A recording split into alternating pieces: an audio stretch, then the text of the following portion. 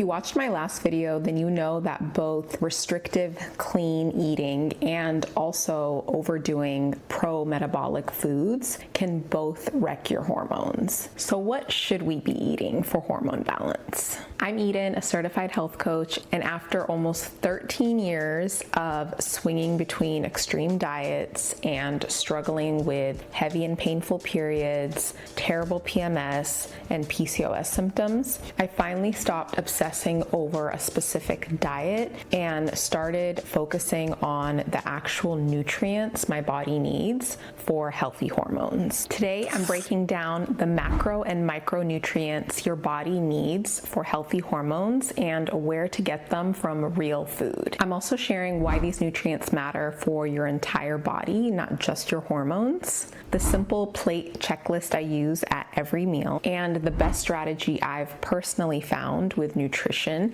after years of trial and error. All right, I got my little notes here. So before we dive into the nutrients, it's important to note that these nutrients aren't just for your hormones, your reproductive hormones. They're the building blocks for your entire body. So I made a video recently talking about how your reproductive hormones and your brain, your liver, your gut are all interconnected, and I'll link it right above here and in the description. Check it out. It's kind of like the fundamentals of understanding our hormones. Take protein, for example. Yes, protein supports hormone production, but it also is what builds all of our tissues and organs. So whether it's macronutrients, protein, fats, carbs, which you need in larger amounts, or micronutrients, vitamins and minerals, which you need in smaller amounts but are still crucial, they all play essential roles throughout your entire body, including your brain, liver, gut, immune system, all of it. And when these systems are supported and functioning well,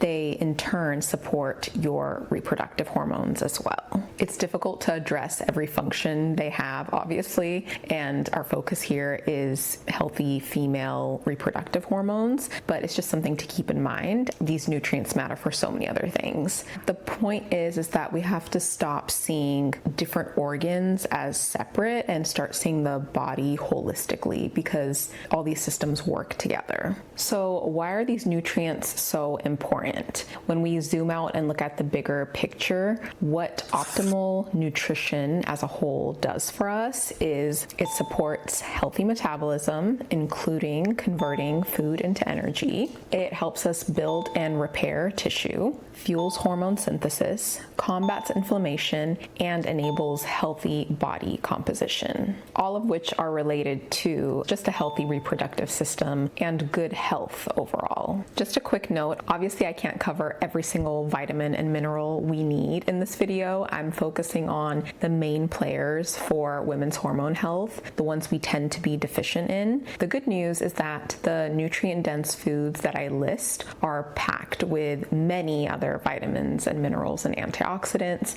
I don't specifically mention. So eating a diverse range of these whole foods covers most of our nutritional bases naturally. Okay, what your body actually needs. So the specific nutrients we need for hormone production. Number one is protein. I know you probably hear so much about protein nowadays. It's really having its moment right now for a good reason. Eating enough protein is one of the biggest levers we can pull for our hormone and metabolic health. So many of us realized we weren't getting enough protein over the years. Protein is essential for blood sugar balance. It's the easiest way to curb cravings. Man, I can't say enough about the cravings part. It helps us build lean muscle mass, makes fat loss way easier because it actually has the highest thermogenic effect of the macronutrients, which means it requires more energy to digest compared to carbs and fat. And it helps us produce glutathione, your body's master antioxidant, antioxidant, we have to talk about bioavailability when it comes to protein. Bioavailability is how well your body can absorb and use the protein in a given food. So animal proteins are highly bioavailable, and they're also complete proteins, meaning they have all the essential amino acids in one source, unlike most plant proteins. I covered this more in my previous video. When you're plant-based, essentially you have to combine different sources to get all your essential amino acids. Personally, when I was plant-based, I found that to be too much work. I wasn't even actually aware of how important protein was when I was plant-based. I definitely did not prioritize it or see it the way that I do now. And plant protein never satiated me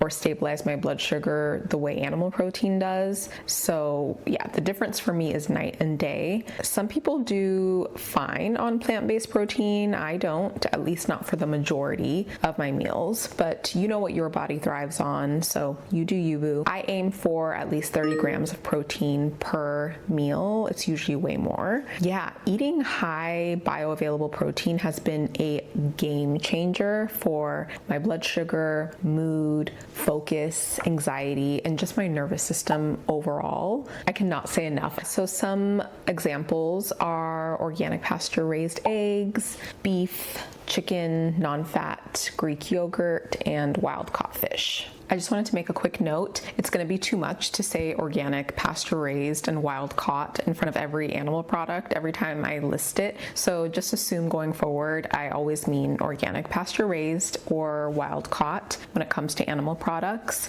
And when I say organic, pasture-raised, it's a shorthand. Either is better than conventional, but the best option is actually organic, grass-fed, and grass-finished, because that means the cows grazed on grass only their whole life. And also for the vegetables and fruits, if you're able to get the Dirty Dozen organic, then that's also recommended too. That's what I advocate for when possible: organic, pasture-raised, grass-fed, grass-finished, wild-caught fish. The second macronutrient is fat. High-quality fats are crucial for hormone production and blood sugar balance as well. Also, dietary fats are needed to absorb fat-soluble vitamins like vitamin A, D, E, and K, which are also vital for hormone health. We have to talk about omega-3 when it comes to high quality fats. Omega-3 is especially important for balancing our omega-3 to 6 ratio. Most of us in modern day life have a very high omega-6 to 3 ratio in our bodies, which creates a lot of inflammation, which can cause things like menstrual pain and cramping. We have too much omega-6 in modern day life, and a lot of that comes from seed oils and factory farmed meat and dairy, because their diet, factory farmed animals, are made up of a lot of corn and soy and grains, which are high in omega-6 fatty acids. That's why grass-fed is also important, because grass-fed animals have much higher omega-3. A great source of omega-3 is wild fish, and high quality omega-6 sources, because we still need omega-6, we just need high quality sources of omega-6. That would be like things like nuts and seeds. Avoid inflammatory seed oils. They're not the same as eating whole nuts and seeds. They're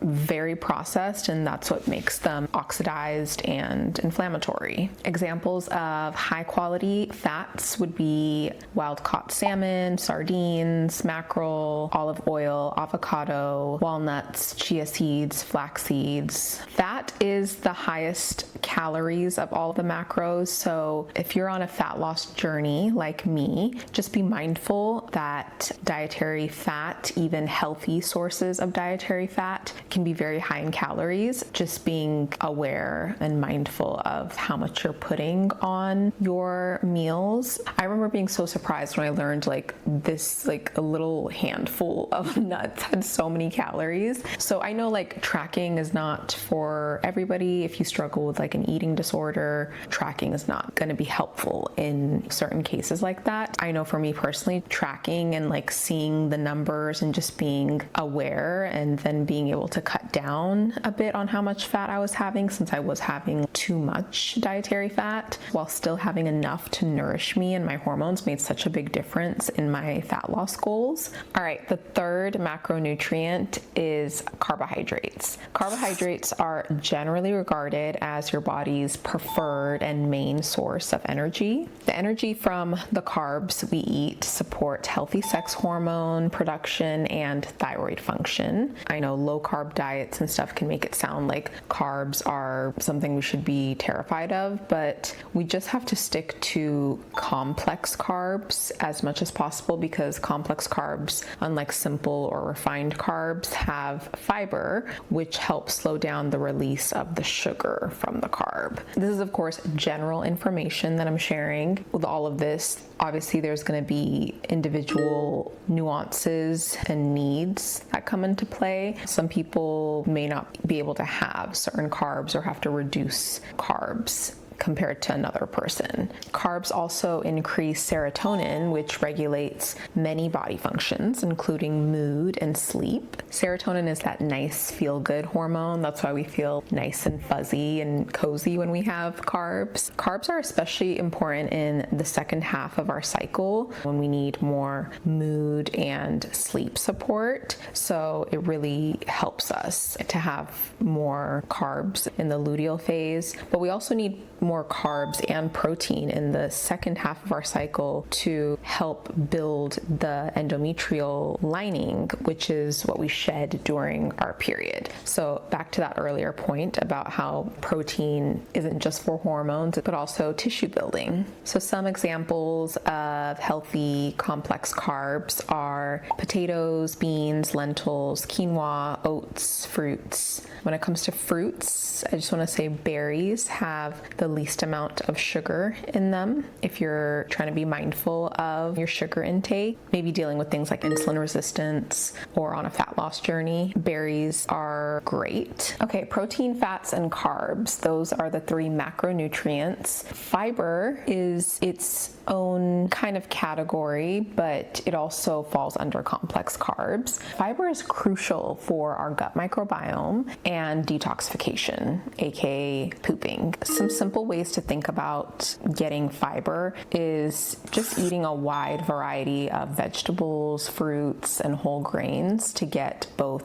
soluble and insoluble fiber. A quick way to make sure we're getting enough fiber throughout the day is to just make half of your plate vegetables at each meal. If you're new to fiber, go low and slow. It will cause digestive issues if you add too much too quickly. Also, you gotta stay hydrated and move. Water and exercise helps move the bulky stool that fiber created out. Some really great examples of fiber are leafy greens. Think like your kale, spinach, arugula, Swiss chard, collard greens, and cruciferous vegetables, broccoli, cabbage, cauliflower, Brussels sprouts, bok choy, collards. Crucifers also support estrogen detoxification in the liver as well, so they have that added benefit for hormone health. Vegetables are a great way to get most of our fiber from, not just because they have so many health benefits, but they're also low in calories compared to like trying to get a lot of your fiber from like nuts and seeds, for example, because nuts and seeds have fiber, but they also have high calories, high fat. Berries are also a great source of fiber. Blackberries, raspberries, and blueberries. Carrots, beets, apples, again, just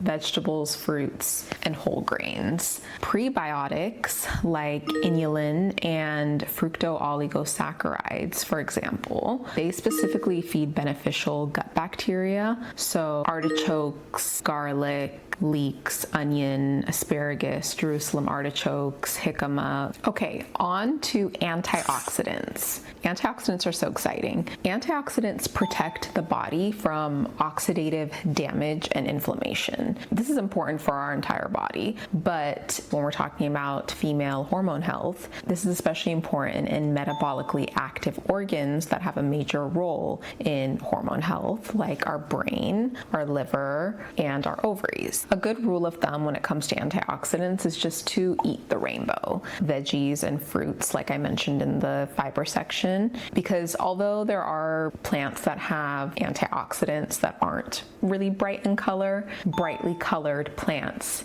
typically have a lot of great antioxidants. The good news is that there is an overlap between complex carbs, fiber, and antioxidants, so eating a good variety of all of those things that I mentioned previously can tick all of those boxes, so it's not like a separate thing that you have to eat. One of my favorite sources of antioxidants outside of food is matcha, which contains EGCG, a powerful antioxidant that can support hormone and metabolic health and also has anti-cancer potential. Okay, now we're really getting into the nitty-gritty of micronutrients. So, B vitamins. B vitamins are critical for energy production, brain and nerve function, and liver detoxification. They're essential for estrogen, serotonin, dopamine, and thyroid health. And the reason I mention serotonin and dopamine is that estrogen, for example, it communicates with those neurotransmitters in our brain. Again, all these systems are interconnected, so that's why it's so important to know the other benefits that these nutrients have. It's not just about our sex hormones, it's about how those sex hormones then interact with things that affect our mood and sleep and other things. For example, B6 can combat anxiety and supports progesterone. In my previous video, I shared my Nutri-Eval test results. It's a super comprehensive nutrition test that I did through my functional doctor when I was vegan, and I was very low in B vitamins, including B6, which explained why I had such terrible anxiety, low progesterone, and just so many issues. B vitamins are critical when it comes to hormone health. Examples of B vitamin sources are organic pasture-raised eggs, beef liver, chicken, turkey, salmon, leafy greens. On to magnesium. Magnesium is that girl. Magnesium is really important for estrogen, progesterone balance,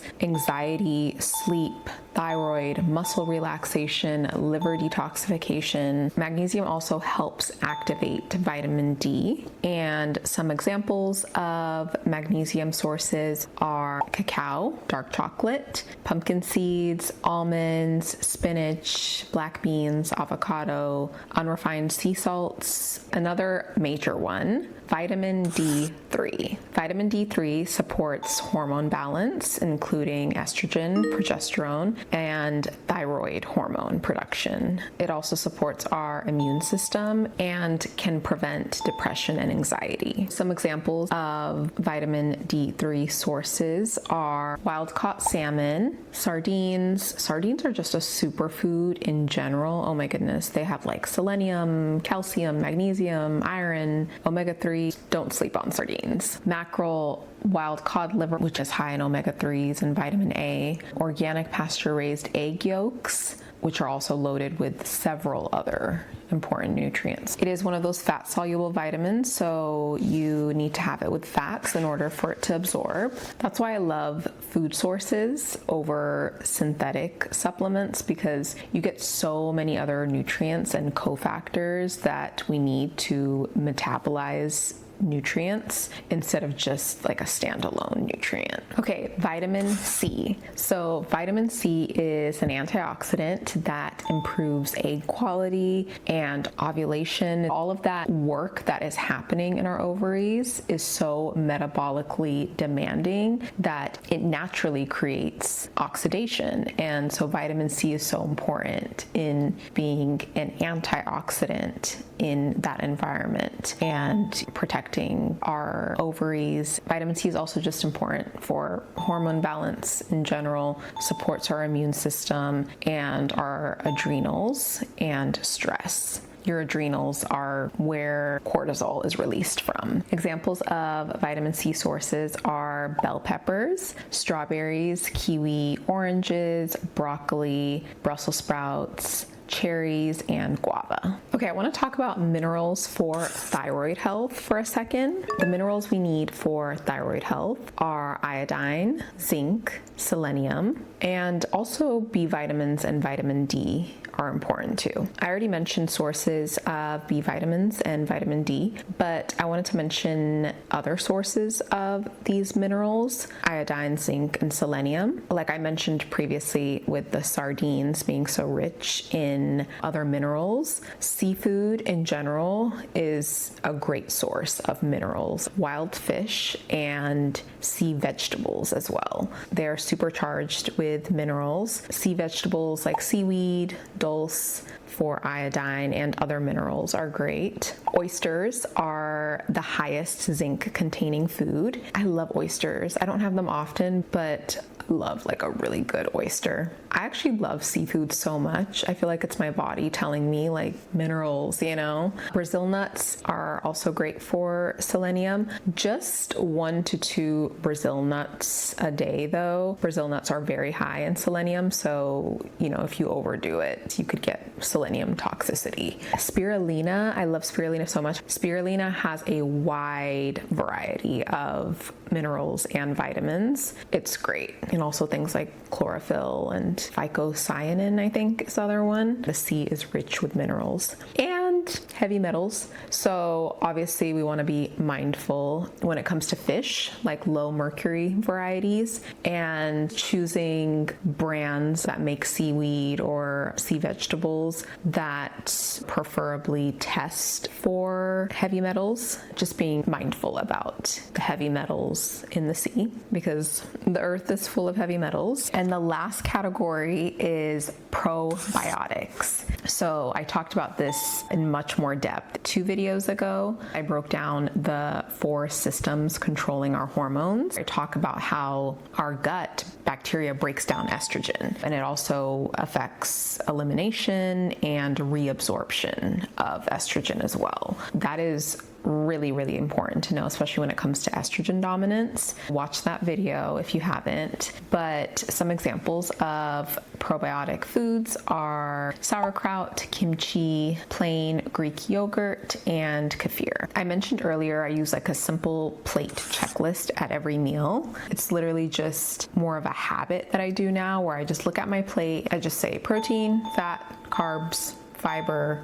and at least 1 color, ideally 2 colors. It really helps me make sure I'm just checking all of those boxes. If it already has fat in it, like chicken thighs or salmon, then protein and fat is taken care of. Carbs and fiber will be like a little bit of sweet potato, a good amount of vegetables like broccoli, and I might add like a little bit more fat, like some healthy avocado oil-based mayo to dip like my sweet potato in. And the color would be coming from the sweet potato and the broccoli. How I eat essentially nowadays is just protein and plants. Protein and plants are my jam because it's satiating. It naturally includes macro and micronutrients you need, like the example I just gave, and it allows for healthy body composition and metabolic health, like body fat, insulin sensitivity, inflammation. Those are the things that we are making sure are in check with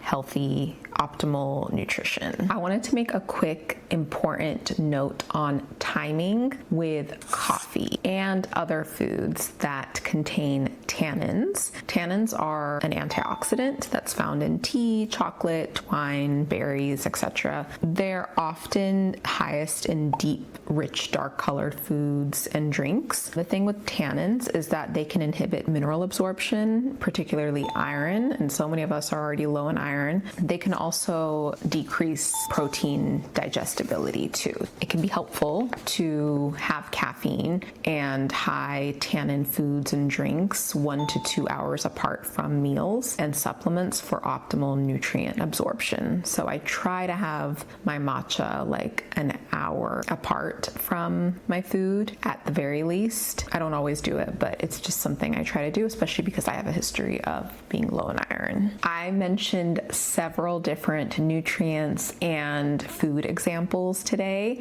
and I want to just share my personal best strategy that I've found when approaching nutrition just over several years of trial and error. Number one, just eating a wide variety of high quality, nutrient dense, bioavailable whole foods like the ones I mentioned to ensure that I'm doing my best to avoid any nutrient gaps. One great hack for getting all these nutrient dense foods in is each week when you go to the grocery store, try to grab one new vegetable or fruit that you don't normally eat. This is a great way to make sure that we're getting like a diverse array of macro and micronutrients to make sure we're covering all of our nutritional bases, and also just to get a lot of diversity in our gut, especially when it comes to vegetables and fruits and fiber. We want to make sure we're switching out the types of foods that we're eating so that we give our gut microbiome diversity, which it thrives on.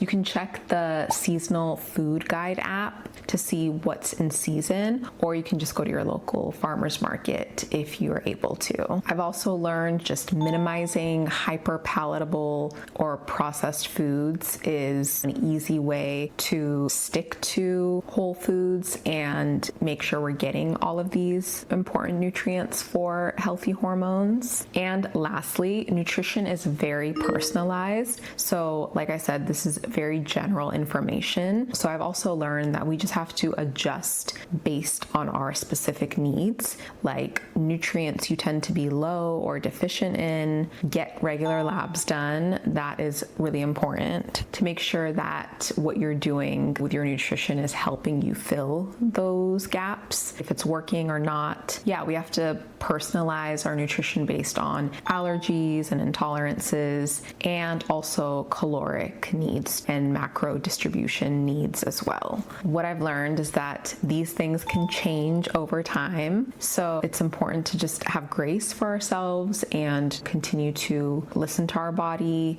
Sometimes it can be really helpful to see a registered dietitian to figure out what's going to work for us and our specific needs. And like I mentioned, if you need to lose body fat or recomposition your body like me, then swapping high calorie or high fat foods, even the healthy ones, for leaner options and tracking macros and calories can be extremely helpful and really move the needle in terms of fat loss goals. If you struggle with an eating disorder, seek the right professional guidance that you need and do what works for you. The bottom line here is that your hormones need specific nutrients in order to function properly. And when you prioritize protein and healthy fats and complex carbs and fiber and all those key micronutrients that we covered from whole foods, your hormones, energy, mood, metabolism, and overall health benefits. You're such a real one if you stayed this far into the video. I have a question for you to really tie all of this together. What's one thing you know would make a big shift in your hormone health in regards to nutrition? Let me know in the comments if you feel like sharing. And one more important thing, when we think of nutrients we might be deficient in, a lot of us tend to just run to go buy a supplement. Guilty. I used to take so many different supplements, and I learned some really important lessons when it comes to supplements the hard way. And I just touched on it like very briefly in today's video, but in my next video, I'm gonna be breaking down why I prioritize food over supplements, the personal mistakes I've made with supplementation over the years, and what food-based supplements and synthetic supplements I currently take and why. So stay tuned for that video. And if you want to go deeper, you can apply for one-on-one health coaching with me for personalized support with your hormone and metabolic health. Don't forget to subscribe so you don't miss more videos like this one. Thank you so much for watching this video. And if you found this video helpful, you'll want to watch this one next.